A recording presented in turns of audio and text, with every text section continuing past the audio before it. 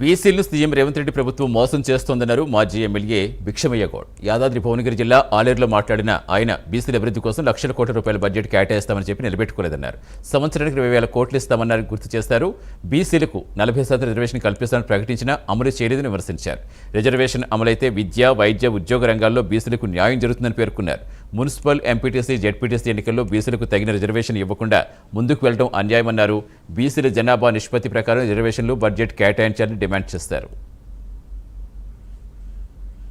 కాంగ్రెస్ ప్రభుత్వం బీసీలను మొదటి నుంచి కూడా మోసం చేస్తూ ఉంది.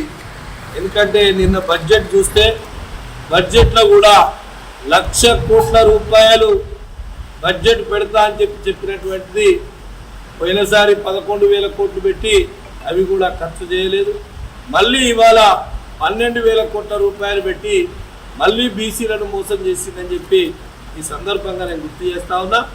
ముఖ్యంగా ఆనాడు సంవత్సరానికి 20,000 కోట్ల రూపాయల బడ్జెట్ ఇస్తా అన్నాడు. అది కాకుండా బీసీలకు 42% రిజర్వేషన్ ఇస్తాం. ఆ రిజర్వేషన్ ద్వారా విద్యా ఉద్యోగాలలో కూడా మరి రాజకీయంగా కూడా ప్రతి ఒక్కరి బీసీలకు న్యాయం జరుగుతుంది, 42% వస్తుందని చెప్పి అంటేనే ఆనాడు ఎన్నికల్లో గబ్బగుత్తగా బీసీలందరూ కాంగ్రెస్ పార్టీని నిలబెట్టిర్రు, రేవంత్ రెడ్డిని గెలవడానికి అవకాశం ఇచ్చింది. కానీ